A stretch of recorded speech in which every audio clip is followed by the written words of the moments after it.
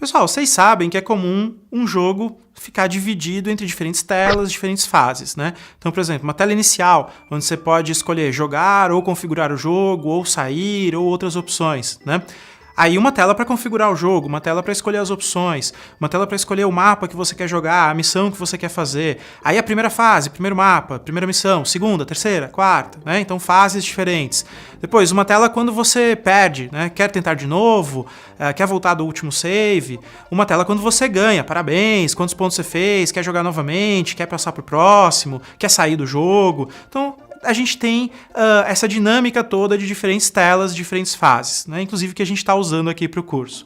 Mas como que a gente programa isso? A gente programa isso usando uma estrutura que é muito comum em computação, em programação. O pessoal de matemática, que estuda, né, ciência da computação dentro da matemática, adora essa estrutura de dados que a gente chama de máquina de estados, né?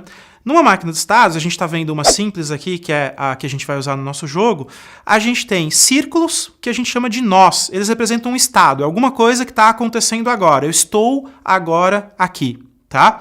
E a gente tem flechas que mostram como e quando eu passo do estado que eu estou agora para um outro, né?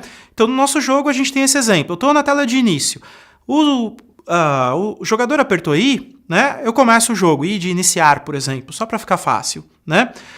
O canhão explodiu, terminou o jogo, tá? Na tela de jogo, ele tem a opção de jogar novamente. Apertou jogar novamente, volta para o jogo, tá?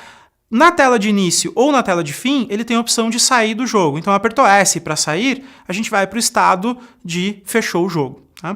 Então é um exemplo bem simplesinho de uma máquina de estados, né? A gente usa isso bastante para programar diferentes telas, diferentes fases. E no Phaser, como é que a gente faz isso? Então não é só a gente que usa, não é só o pessoal de ciência da computação que usa, o próprio Engine, o Phaser, também tem essa estrutura para você, né? Então você tem um objeto state, que representa um dos estados do jogo. Você precisa ter pelo menos um estado para ter um jogo. Se você não tiver um estado, você não tem o jogo, né?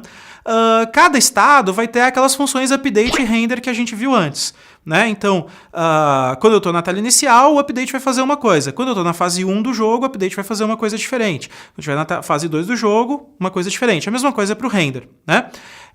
E além disso, a gente também tem outras funções. Lembra que eu falei que tinha outras funções, né? Então tem funções que acontecem, por exemplo, antes do laço principal. Acabei de entrar no estado, vamos preparar o estado para depois começar a rodar o laço principal, tá?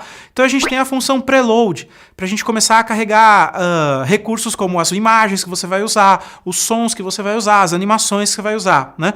Se for um jogo que você está baixando da internet no celular, por exemplo, isso pode levar um tempo. Então é legal você ter uma função para começar isso antes já e mostrar alguma coisa na tela para o usuário e tal, para ele ter paciência de esperar esse tempo de carregamento, né?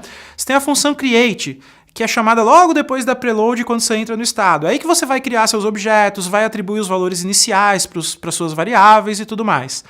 Você tem uma outra função, que é a função paused. Toda vez que o usuário pausa o jogo, ela chama. Então ela mostra o que acontece com o jogo pausado. Você vai deixar meio cinza a imagem, vai aparecer um quadrado dizendo pausa, né? O que você vai fazer quando o jogo estiver pausado? Você entra na função paused. Bom, para adicionar mais estados, a gente usa a função state.add do Phaser, né? Para mudar de um estado para o outro, a gente usa a função state.start com o nome do estado para onde a gente quer chegar, né? Então vamos ver um exemplinho agora de código que a gente vai criar dois estados, um representando a tela inicial e um representando o estado do jogo mesmo, né? Na tela inicial, quando aperta S, a gente vai sair do jogo, mas a gente nem vai mostrar isso para você por enquanto, porque a gente não viu como a gente faz a entrada de usuário. Então, nas linhas de código que a gente vai mostrar aqui, a gente vai mostrar por enquanto só como que eu crio os dois estados que a gente está falando. A gente mais para frente muda isso e inclui a parte de como que a gente, né, pega a entrada do usuário para passar de um estado para o outro. No material que está lá, no material complementar para vocês verem, já tem o código completo funcionando. Então, quando vocês forem lerem, vocês vão ver que já vai estar falando de entrada, de algumas coisas que a gente não viu ainda. Então, para a gente criar dois estados, né, muito fácil, a gente usa esse game.state.add, a gente criou um estado aí chamado main menu, né, e a gente está falando qual que é o objeto que a gente está associando com esse estado. A mesma coisa para a tela do jogo, né? Então a gente criou um estado game e disse que objeto que a gente está associando com esse nome game desse estado. Bom, o que a gente vai pedir para vocês fazerem, né? A gente não mostrou aqui, mas a gente tem no material complementar o código que quando você sai do jogo, né? Quando você aperta S, você sai do jogo. A gente quer que você, além disso, né? Então, você não aprendeu ainda a pegar a entrada de usuário, mas olha como a gente fez para a tecla S e faz a mesma coisa para quando ele apertar a tecla I. Você vai ver que não é difícil, né? E aí, quando você apertar a tecla I, passa para o estado do jogo. Então, você vai usar aquela função para mudar de estado do jogo que a gente acabou de falar, né? A resposta desse exercício, como da maioria dos exercícios, você pode ver o código completo no material complementar também.